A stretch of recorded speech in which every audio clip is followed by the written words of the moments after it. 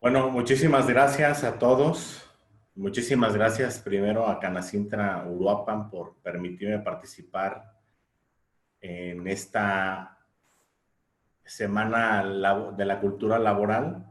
Y también muchísimas gracias a todos ustedes por asistir a este curso, conferencia que tiene que ver con el tema de cómo reducir los costos o en qué áreas debemos de atacar ahorita la reducción de costos debido pues a esta situación económica provocada por la emergencia sanitaria COVID-19, ¿verdad? Bueno, entonces muchísimas gracias a Canacintra, a todos ustedes, y voy a compartir mi presentación.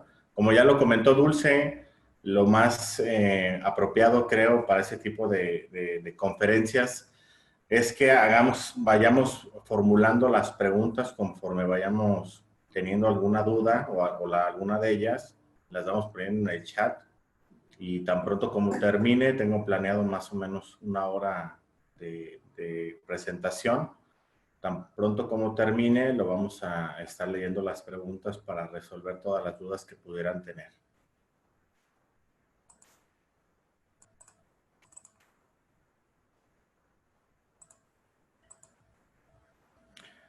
Bien, como ya lo comentaron en la presentación, yo soy director de la marca, bueno, de la casa o firma consultora de Strategy Thinking Group.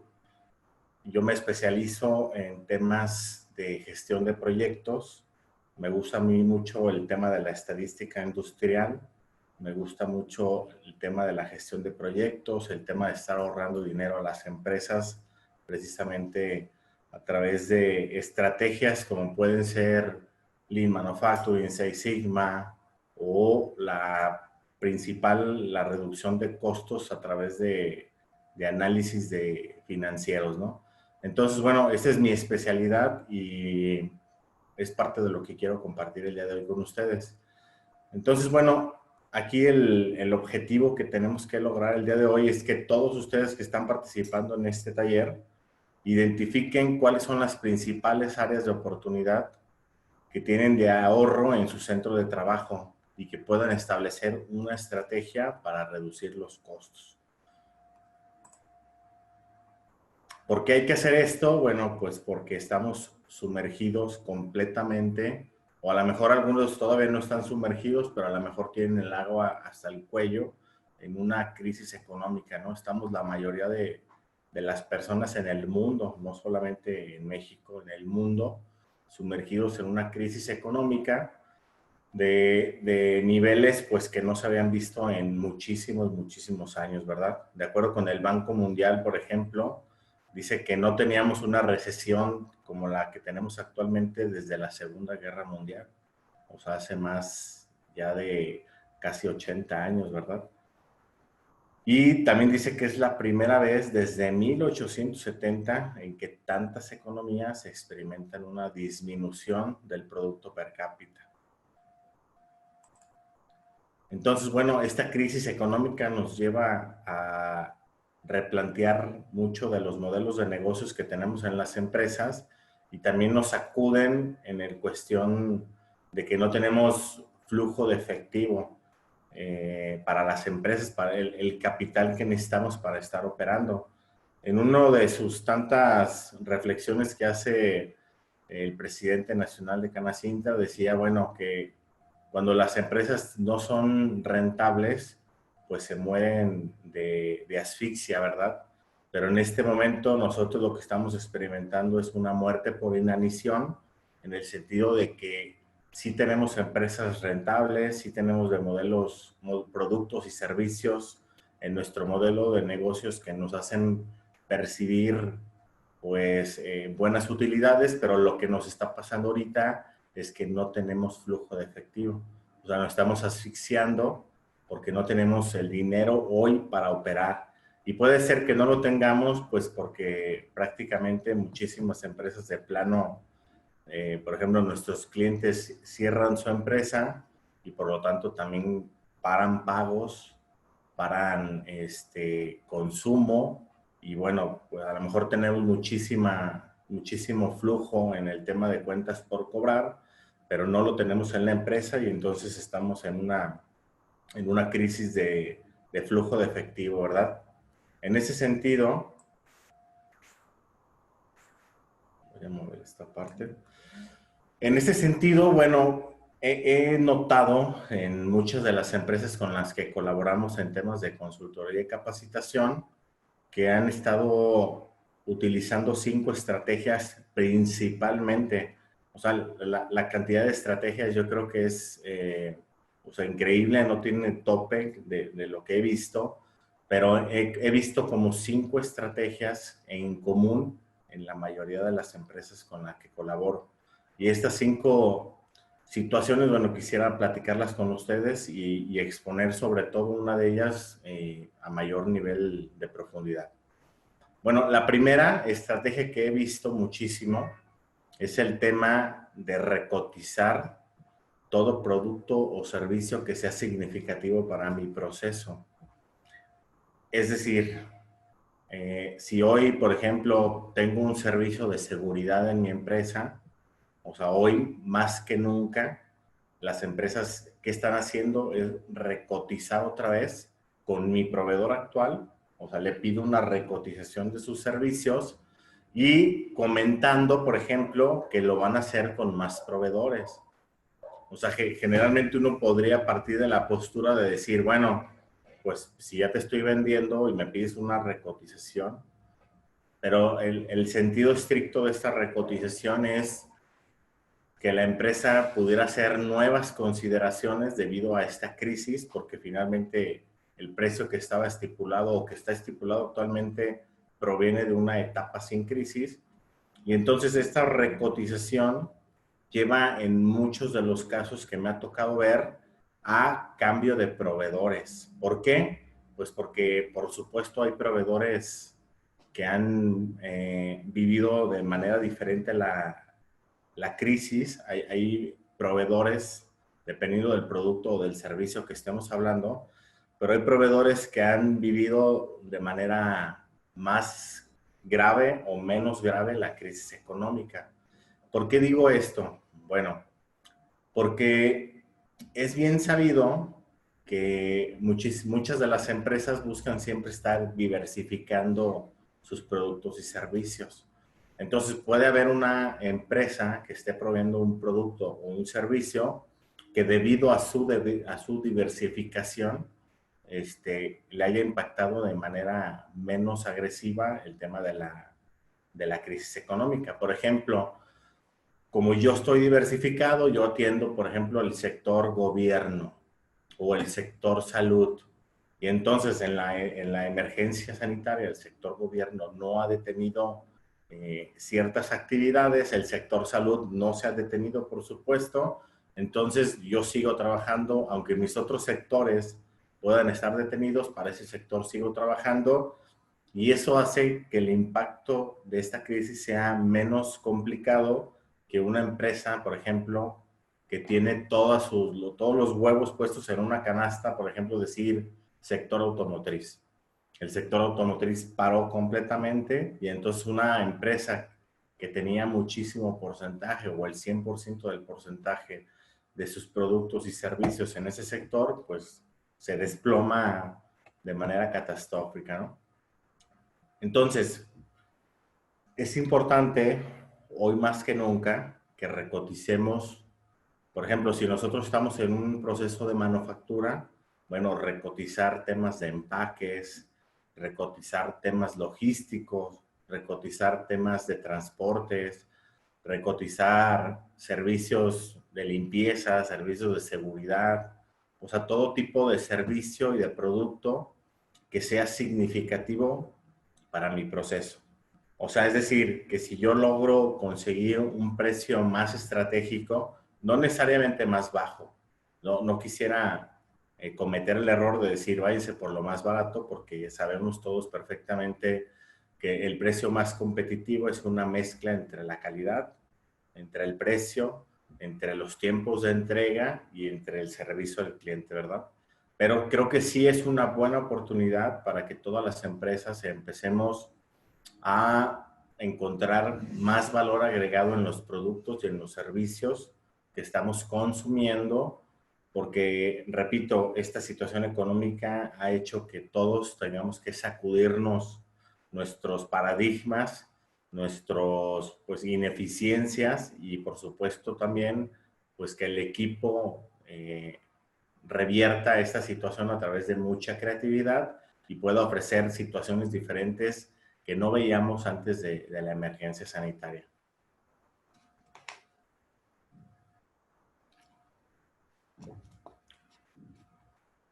Entonces, hasta ahora ha sido una estrategia que he visto en varias empresas y que ha sido, pues, hasta cierto punto buena para el tema del flujo de efectivo.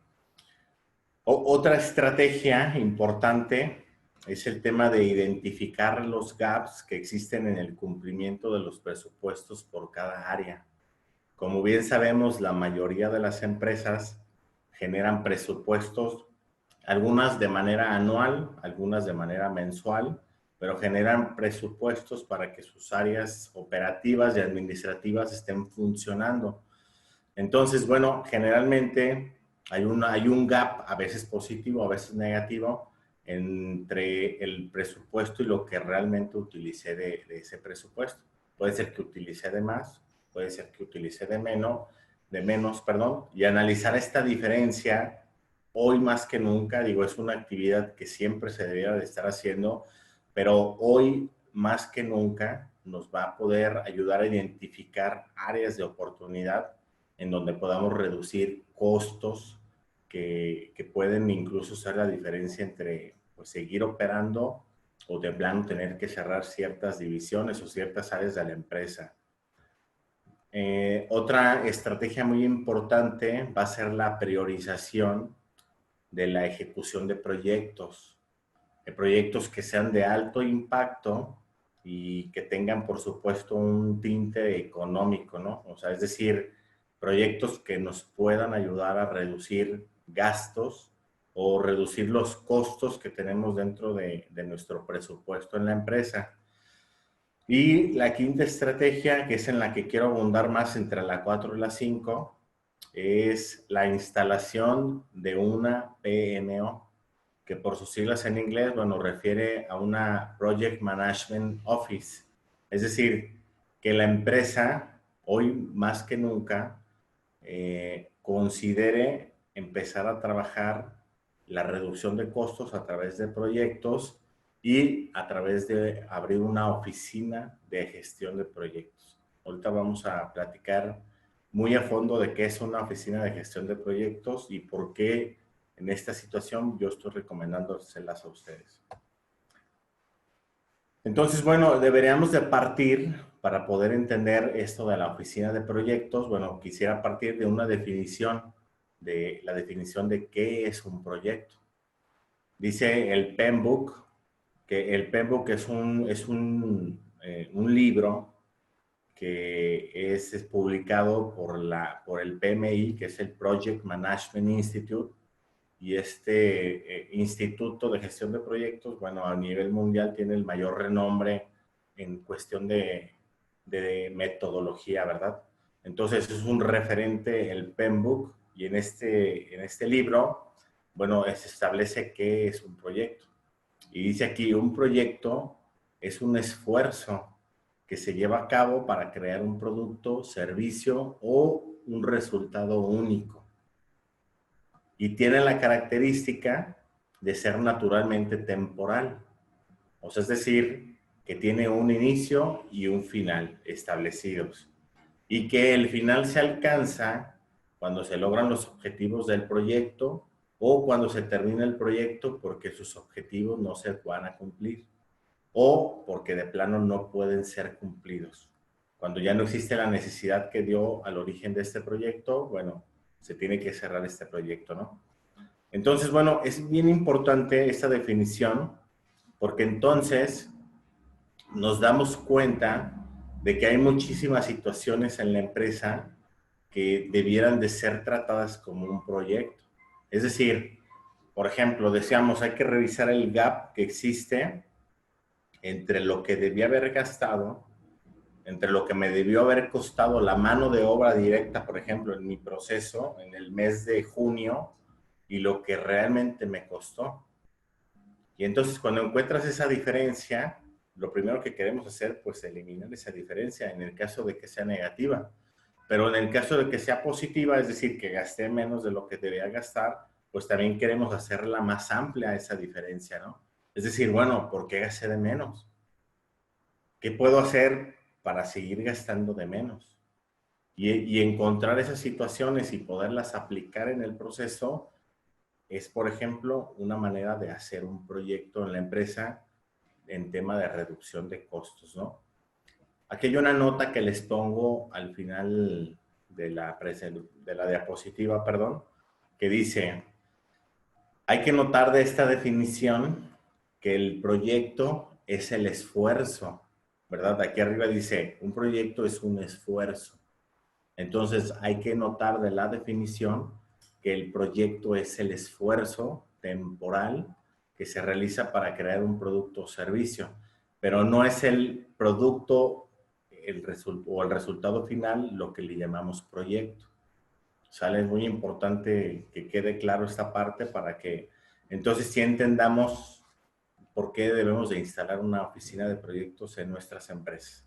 Pero bueno, partiendo de esta definición, aquí muestro, por ejemplo, cuando tenemos una oficina de proyectos, esta oficina de proyectos lo primero que va a empezar a hacer es el análisis de la información. Y generalmente la entrada más común para este análisis, perdón, es el Cost Breakdown Analysis, es decir, es la desintegración del costo a través de todos sus elementos, ¿verdad? Por ejemplo, cuánto está gastando la empresa en el tema de gastos de operación, cuánto estamos gastando en la empresa en el tema de nómina mano de obra directa, nómina mano de obra indirecta, cuánto estamos gastando en la empresa por temas de mantenimiento, cuánto estamos gastando en la empresa por temas de capacitación, cuánto estamos gastando en la empresa por términos de calidad o de no calidad en la empresa, ¿verdad? Y por supuesto que todo este desglose del costo, pues tendrá que tener una comparación. Es decir, se supone que todo esto lo tenemos presupuestado. O en nuestra hoja de costos tenemos determinado cuál es el porcentaje que se debiera de ir a gastos de operación, por ejemplo.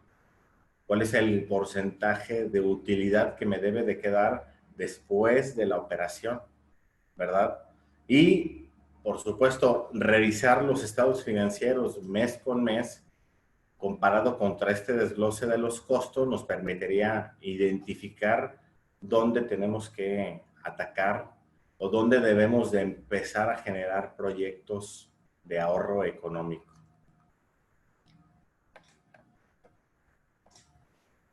Aquí vemos otro desglose básico del costo. No es otra representación diferente de este mismo diagrama de pastel. Aquí vemos una listita de decir, bueno, en tema de material, cuánto debo de estar dedicando a la materia prima directa, cuánto tengo presupuestado para producto que se va a la merma o al scrap, cuánto tengo presupuestado para la mano de obra directa, para la mano de obra indirecta, cuánto tengo presupuestado para el overheads, para temas de transportación, para subcontratistas, etcétera, ¿no? Y bueno, otras dos definiciones que son críticas para esta situación es el tema del costo de la calidad y el tema del costo de la mala calidad, que son dos conceptos diferentes.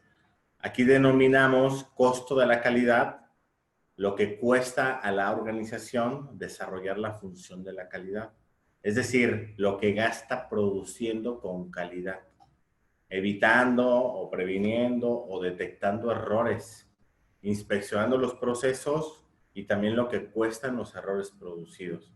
A diferencia del costo de la mala calidad, que este es solamente la suma de los recursos desperdiciados, tales como capital y mano de obra, por causa de ineficiencias en nuestra planeación del proceso y en los procedimientos de trabajo. Para poder diferenciar, dice aquí, o se consideran los costos de la mala calidad en dos categorías, tanto internos como externos. Los internos son aquellos que provocamos en nuestro proceso y que alcanzamos a detener en nuestro mismo proceso. Por ejemplo, producto de merma que identificamos en nuestro proceso y tenemos que separar, y pues a veces se puede retrabajar, a veces lo tenemos que tirar a la basura. Eso sería, por ejemplo, un costo de la mala calidad interno. Un costo de la mala calidad externo podría ser una devolución del cliente, por ejemplo, o un retrabajo que nuestro cliente nos pida hacer en sus instalaciones o en las instalaciones de alguna tienda, por ejemplo, de un consumidor final, ¿no? Entonces, bueno, aparte de hacer un análisis, un desglose de los costos, identificar cuánto me está costando la calidad e identificar cuánto me está costando la mala calidad, van a ser fuentes de muchísimo valor para poder empezar a determinar dónde debo de ejecutar proyectos.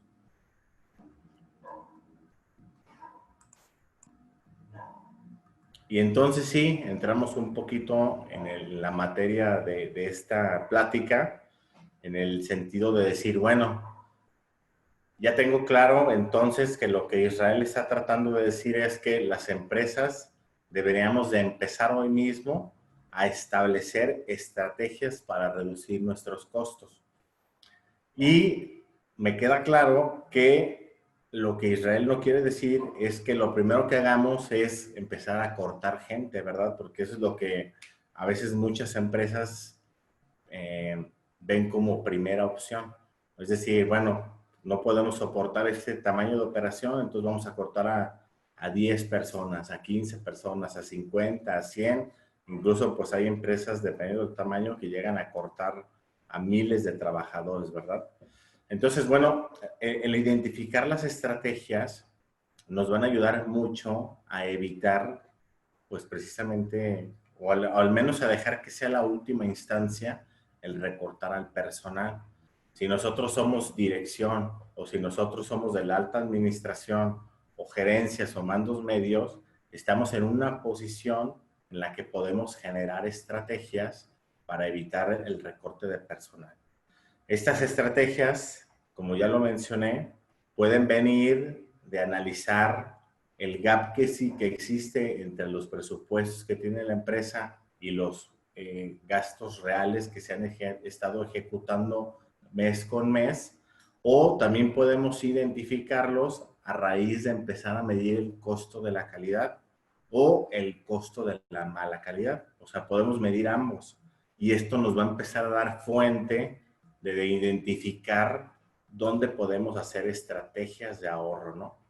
Además de la estrategia que muchas empresas han estado utilizando y que se las comenté al inicio, de estar recotizando productos y servicios que utilizo en mi proceso productivo, con la intención pues de dar oportunidad a empresas, a proveedores que quieran entrar a trabajar con nosotros y que estén dispuestos por el momento a generar un costo más competitivo. Bien, ¿por qué debemos muchos de las situaciones o estrategias manejarlas como un proyecto?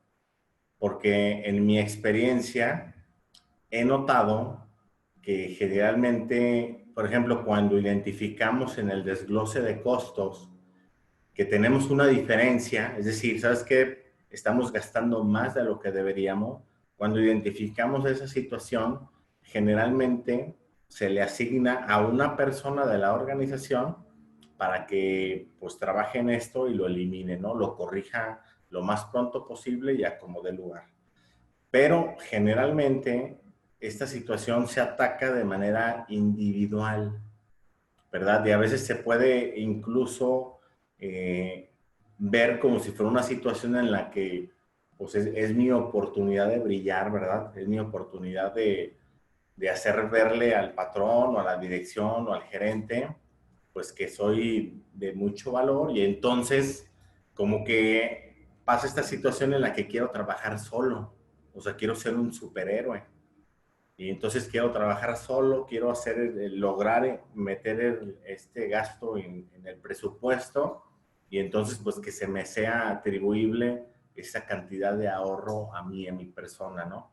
Y que esta situación pues me lleve a lo mejor a una promoción en el corto, mediano plazo o me pueda llevar incluso a un ajuste de sueldo. Entonces, bueno, este tipo de situaciones es muy común, a mí me toca vivirlo mucho en las empresas y es una manera de atacarlo, para mi gusto y mi experiencia, es una manera de atacarlo equivocada. No dudo, y yo he visto en muchísimas empresas que esto, pues de alguna manera funciona. O sea, es decir, se le asigna a una persona que reduzca ese gasto a nivel presupuestado y lo logra. Pero la tasa de falla, o sea, la tasa de su complemento, la tasa de éxito es muy, muy, muy baja. Y la tasa de falla, o sea, de la probabilidad de que falle por habérselo asignado a una persona, es muy alta. Y si bien existen casos en que se lo asignaron a alguien y todo salió perfecto, y pues un aplauso, palomita para esta persona, no es la mayoría de los casos. Entonces, bueno, cuando decidimos hacerlo a través de proyectos, pues sí, por supuesto se lo estamos encargando a un líder de proyecto. Estamos dejando en este líder de proyecto la responsabilidad porque ese ajuste se haga para que la empresa no siga gastando de más. Pero este líder de proyecto, al conocer la metodología de proyectos, al recibir un entrenamiento de la PMO, de la oficina de proyectos, sabe perfectamente pues que ese tipo de resultados muy significativos se van a lograr solo si sumo el talento pues que en la organización ya existe, ¿verdad? Y para esto tengo que juntar un equipo multidisciplinario. ¿Quiénes van a participar en mi proyecto? Pues personas de ciertas características que me marca la PMO, de ciertas características y que me van a ayudar a aumentar la probabilidad de que mi proyecto tenga éxito. Porque aún y que yo siga todos los consejos, por ejemplo, de Strategic Thinking Group, existe la probabilidad de que tu proyecto sea no exitoso. Entonces, hasta ahora no existe una receta en la que todos podamos decir, si tú sigues este A, B, C, D, te garantizo al 100% que tu proyecto va a ser exitoso. Eso no existe en ninguna parte del mundo, en ningún país, en ninguna empresa, pero que lo que sí existe son metodologías que te van a aumentar, te van a maximizar la probabilidad de que tus proyectos sean exitosos. Una de esas metodologías precisamente es el generar o establecer una oficina de proyectos en mi empresa. Esto nos va a maximizar las probabilidades de éxito y entonces todas esas estrategias que yo estoy alcanzando a ver en el desglose de costos, en la medición del costo de la calidad, en la medición del costo de la mala calidad, todas estas estrategias las voy a poder poner en manos de equipos especializados que a veces porque escuchamos, híjole, equipos y especializados, como que decimos, no, eso no es para mi empresa. La verdad es que una PMO se puede instalar en cualquier tipo de empresa, en cualquier tipo de sectores, en cualquier tamaño de empresas, en micros, en pequeñas, en medianas. Por supuesto, las grandes son las que más utilizan este tipo de estrategias, pero no están negadas porque su origen es muy básico, no están negadas para pequeñas micro, medianas o pequeñas, ¿no? Entonces, bien, el plan de esta presentación de aquí en adelante es, pues, establecer todo lo que debemos de saber sobre una oficina de gestión de proyectos, ¿verdad? Lo primero que quiero comentar, que aquí pongo abajito un texto, es bueno, como se los dije, el PMO significa Oficina de Gestión de Proyectos por sus siglas en inglés, ¿verdad? Project Management Office. Es un grupo interno o externo. Si quisiéramos saber cuál es la definición de PMO, diríamos, bueno, es un grupo interno o es un grupo externo que define y que vela por el cumplimiento de las normas de gestión de proyectos en una organización. O sea, para empezar, la oficina de proyectos va a definir cómo se van a ejecutar los proyectos dentro de la empresa. Y una vez que los definen y los empiezan a lanzar a equipos de proyectos, ahora va a velar por asegurarse que todos los equipos estén haciendo los procesos de acuerdo a como están previamente definidos, a como la dirección dijo, sí, así sí vamos, así sí me gusta, así sí me da confianza de hacer esta situación. Y entonces la oficina de proyecto al principio define y después está velando porque se sigan estas normas, ¿no? Aquí es muy importante resaltar que dice es un grupo interno o externo, ¿sale? O sea, es decir, en muchas organizaciones a mí me ha tocado que nosotros como Strategic empezamos a generar la oficina de proyectos o a fungir como su oficina de proyectos de manera externa. Y entonces no tienes que de inicio tener personal dedicado a la función de gestión de proyectos. Entonces nosotros instalamos esa oficina de proyectos en las empresas, nosotros formamos a las personas internas que van a lanzar proyectos, que van a empezar a ejecutar proyectos, los vamos asesorando, los vamos guiando en la ejecución de proyecto y les vamos pues llevando de la mano para maximizar la probabilidad de que ese proyecto logre su objetivo, que la mayoría de los objetivos que nos planteamos van a ser siempre de ahorro económico, ¿sale? Una vez que la empresa ya se empieza a meter en ese tema de proyectos, empieza pues a ver que hay una, dos, tres personas que esto lo agarraron con mucha confianza, con mucha facilidad. Bueno, generalmente ese tipo de empresas después ponen a cargo de la oficina de proyectos a una persona interna y entonces nuestro trabajo como oficina externa termina y solamente los apoyamos en algunos temas de entrenamiento. Y entonces la empresa ya tiene una oficina de manera interna y sigue lanzando, o sea, sigue analizando, sigue definiendo estrategias y sigue lanzando proyectos al personal interno de la empresa. ¿Sale?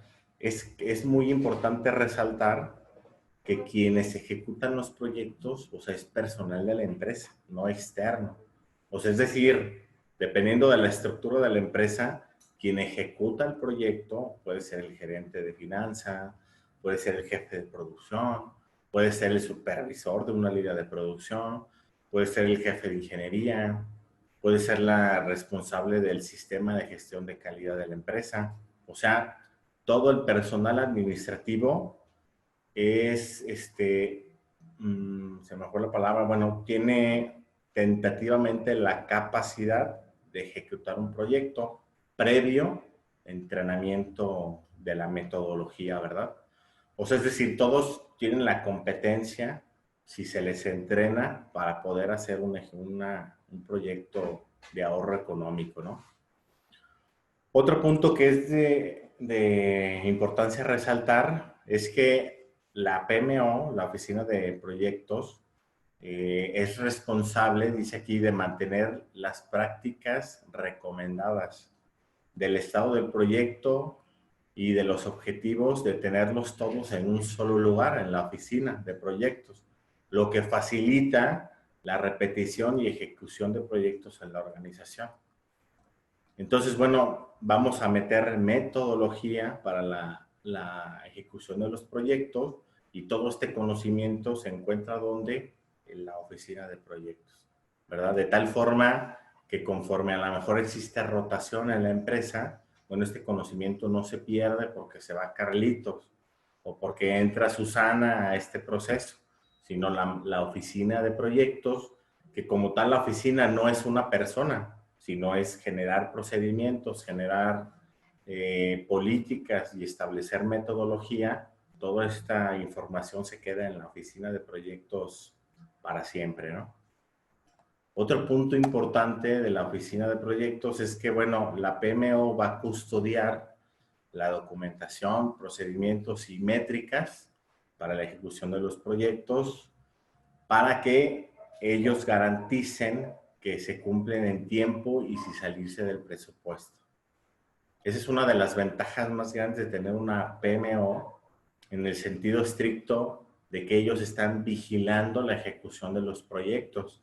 Ellos tienen, al igual que cada líder de proyectos, un time chart o un cronograma o un diagrama de Gantt donde van vigilando cuáles son las actividades que se deben de estar ejecutando en cada uno de los proyectos a través del tiempo y van haciendo revisiones con cierta frecuencia que garanticen que los proyectos no se olvidan, ¿verdad? ¿Cuántas veces nos pasa que, bueno, es que a lo mejor yo como director le encargué a Susana de finanzas o de compras que atacaran esa situación y la verdad es que si yo no les vuelvo a preguntar, o sea, ellos no son a veces de acercarse y dar un estatus de cómo va esa situación, ¿no? Entonces, la oficina de proyectos sí vela porque todo proyecto lanzado no sea olvidado, siempre se esté revisando con la frecuencia definida y los tiempos se cumplan en tiempo y forma, además de que estén muy apegados a los presupuestos iniciales, ¿no?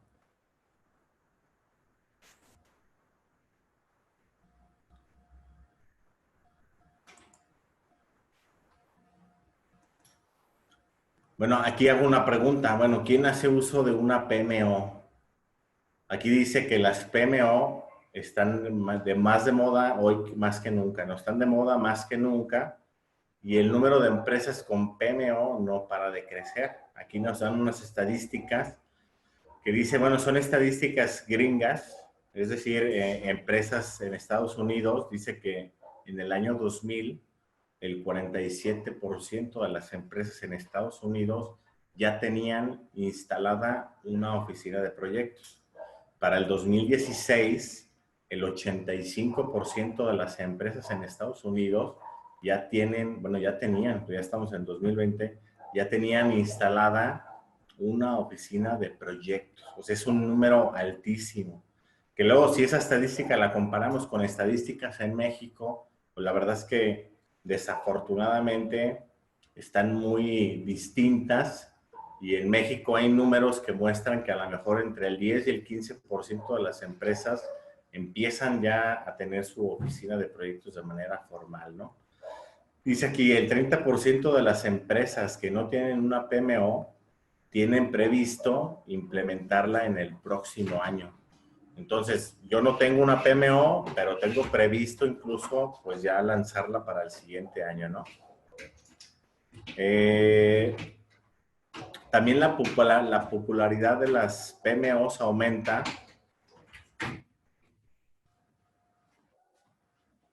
La popularidad de las PMOs aumentan conforme aumenta el tamaño de las empresas. Es decir, en las empresas, aquí dice una estadística de que el 95% de empresas que facturan más de 100 mil millones de dólares, pues tienen una PMO. Por supuesto, pues son empresas gigantes, ¿verdad? El 83% de las empresas que facturan más de 100 millones, entre 100 y 1000 millones de dólares, tienen una oficina de PMO y el 75% de las empresas que facturan menos de 100 millones de dólares también tienen una PMO, pero el porcentaje va bajando, ¿verdad? Y si eso lo transformamos, bueno, a números mexicanos, a números en empresas mexicanas, pues volvemos al tema de las pymes, ¿no? O sea, las pequeñas, medianas y grandes empresas, por supuesto, van a tener más oportunidad en cuanto el tamaño de la empresa va aumentando, las probabilidades de que tengan una PMO son más altas. Pero, repito, esta no es una situación que sea ajena para las pequeñas empresas, pequeñas y medianas.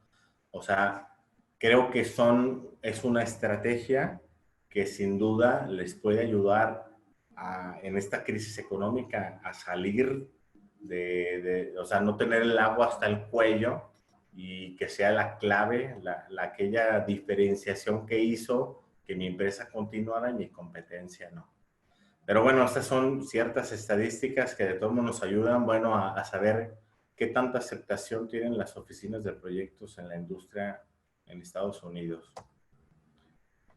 Y luego aquí dice, por ejemplo, ¿quién necesita una PMO? Bueno, aquí vienen 5 ejemplos que la verdad me gustan mucho, porque dice, si los proyectos terminan una y otra vez más tarde de lo previsto o por encima de lo presupuestado, bueno, tú necesitas una PMO. Es decir, si tu empresa ya hace proyectos, pero estos proyectos terminan después de lo que se había establecido o cuestan más de lo que se había establecido, bueno, tu empresa necesita una PMO.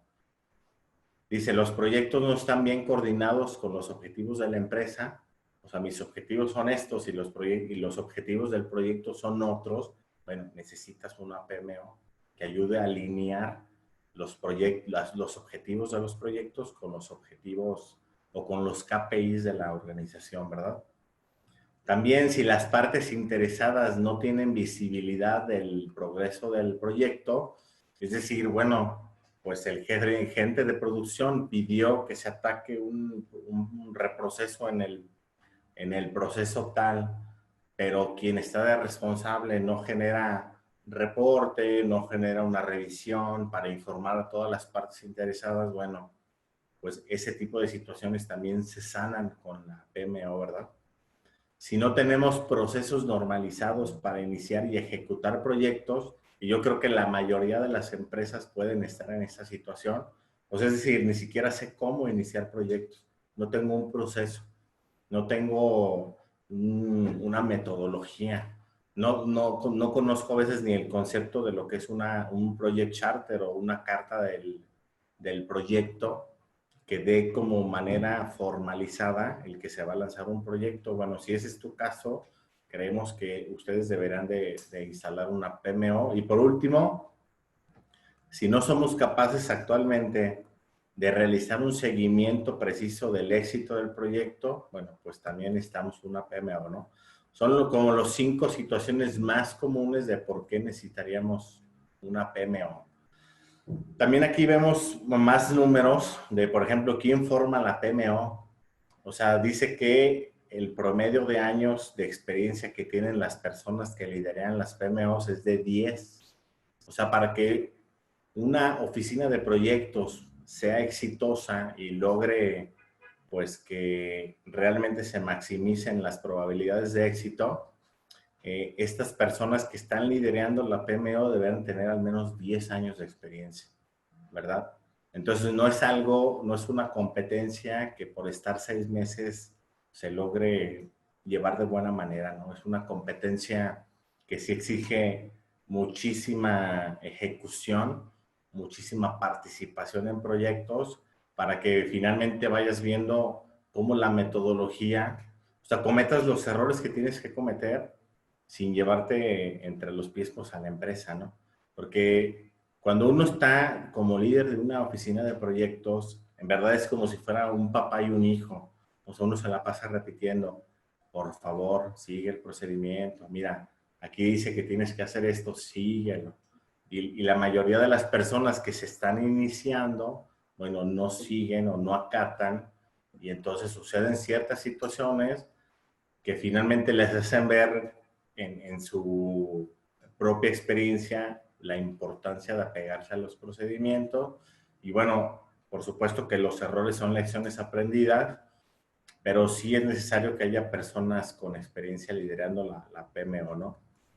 Dice que el 45% del personal que generalmente lidera una PMO, pues tiene un certificado expedido por el Project Management Institute. El 49% de las PMOs dependen directamente de la dirección o de la alta dirección. Pues es decir, no dependen de, bueno, vamos a hacer una PMO y va a depender de producción o va a depender de calidad o de ingeniería, sino generalmente el 50 casi por ciento dependen directamente de la dirección. O sea, la dirección dice, necesito estas estrategias y encárgate de que se ejecuten, ¿no? Y si mis gerencias no colaboran, bueno, como no reportas a ellas, sino a mí, pues esto ayuda mucho a que esto se desatore, ¿no? Y dice aquí que 9 es el número promedio de miembros que puede llegar a tener una PMO, pero no crean que significa que tener una PMO es contratar personal nuevo de la empresa. O sea, generalmente el dueño de la PMO, pues sí, generalmente es una persona dedicada al 100% al tema de proyectos. Pero de ahí en más hay muchísimos roles, ahorita vamos a ver algunos, pero la mayoría de los roles que se juegan en una oficina son los de ejecutor. Entonces, lo que significa es que conforme pasa el tiempo, yo voy a estar invitando, por ejemplo, al gerente de finanzas, al jefe de producción, al supervisor, a estar ejecutando proyectos y entonces voy a decir, ya la oficina cuenta con 3, pero ahora vamos a invitar a la jefa de compras a que lidere un proyecto, ya tenemos 4. O sea, no estamos contratando personal nuevo, sino estamos haciendo que el personal de la empresa, aparte de llevar sus funciones, aparte de hacer que se cumpla todas las responsabilidades que tienen en su descripción de puesto, bueno, aparte de eso, van a colaborar con la ejecución de proyectos, porque un proyecto no te va a exigir que le dediques 48 horas a la semana, ¿no? Y bueno, la PMO va a asegurarse mucho de que los alcances y objetivos que se le planteen a cada proyecto no impliquen pues que tiene que abandonar sus funciones, ¿no? Esto es importante para que puedan sobrellevarse ambas funciones. Entonces, bueno, ya una oficina instalada generalmente va a tener entre 9, 10 personas que están entre funciones del día a día y funciones de la ejecución de proyectos. Dice, ¿cuáles son las funciones habituales de la PMO? Bueno, el director de la PMO, como lo comenté, es una persona que va a proporcionar liderazgo y orientación general para la oficina y generalmente es un puesto que se dedica al 100%.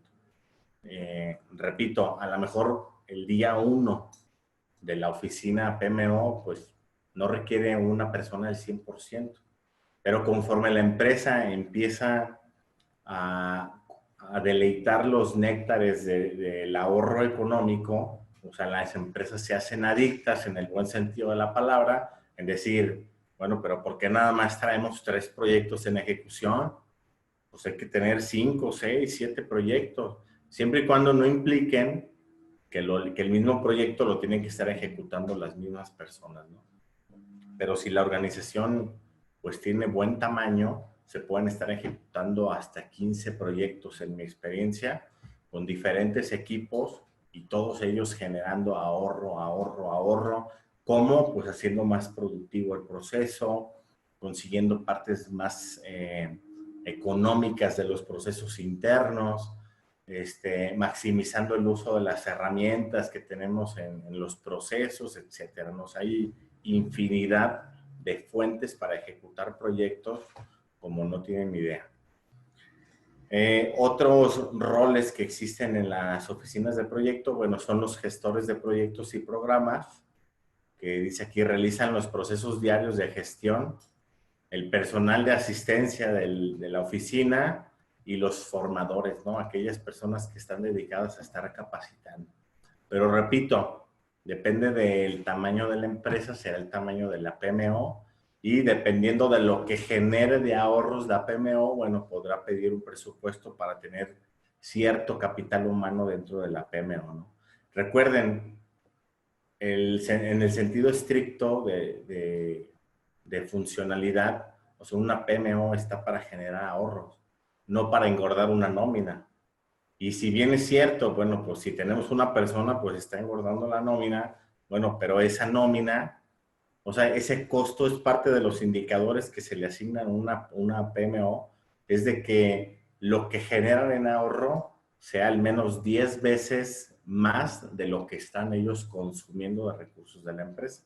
¿Por qué? Bueno, porque necesito una laptop, necesito tener una persona, necesito ciertos recursos pues, de capacitación. Entonces todo eso se suma y decimos, bueno, si eso me costó 100,000 pesos en el año, bueno, la meta de ahorro de la PMO es de 1,000,000 de pesos en el año. O sea, 10 veces lo que cuesta se debe de generar de ahorro. Y entonces decimos, bueno, pues es yo creo que uno de los pocos departamentos que demuestran que se pagan automáticamente solos, ¿no?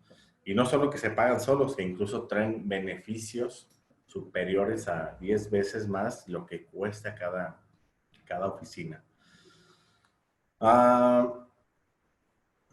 Dice, el porcentaje de gestores de proyectos de una empresa que trabajan para una PMO ha crecido a lo largo del tiempo, ¿no? O sea, en 2012 teníamos un 42% y para 2016 este porcentaje aumentó un 10%. Entonces, por supuesto, repito, las oficinas de gestión de proyectos son oficinas que cada vez están teniendo más popularidad en México. En Estados Unidos, pues es una moda que a lo mejor se vivió 2014, 2016, que ahorita a lo mejor ya no es moda, pero es un estándar. Pero en México ahorita se está generando esa moda y con esta emergencia del COVID, pues más que moda ya se está convirtiendo en una necesidad, ¿verdad?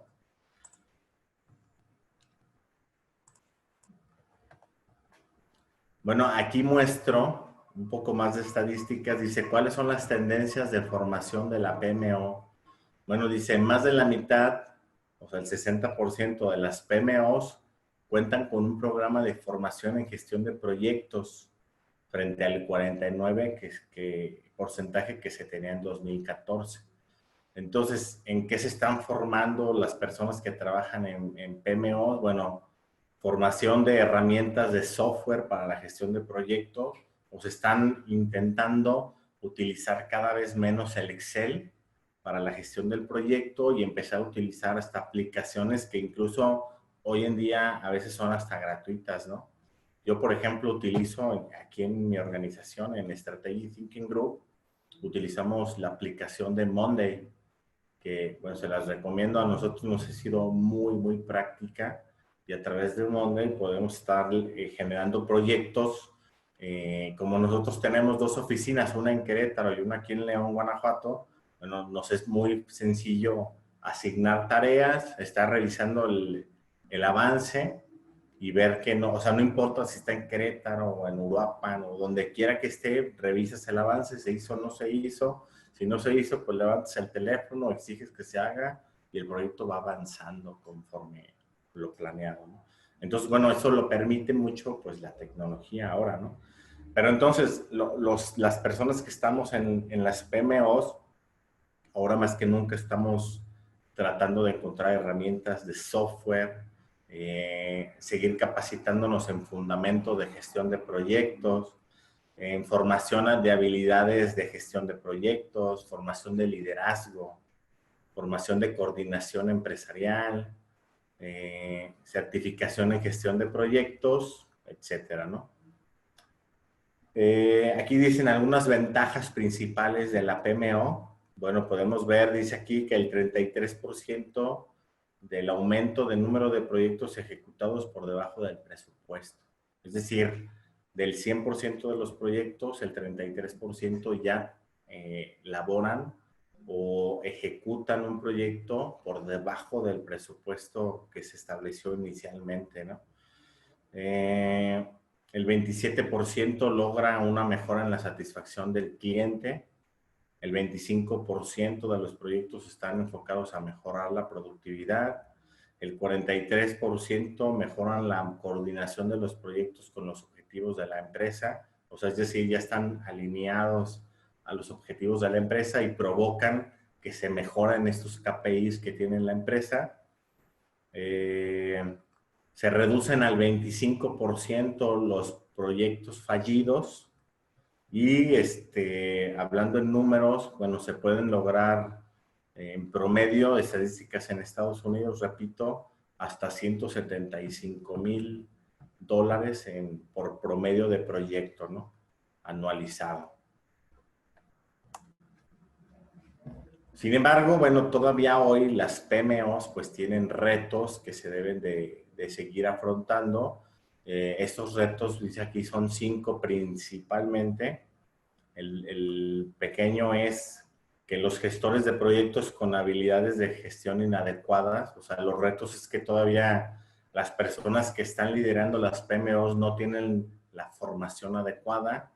Otro reto es asegurar la constante aplicación de los procesos, lo que les decía, a pesar de que hay gente que está velando, no, al final de cuentas no somos policías, ¿verdad?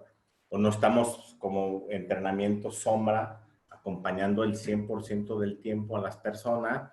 Y bueno, todavía ese es un reto que tenemos, el lograr tener más convencimiento de las personas para seguir los procesos.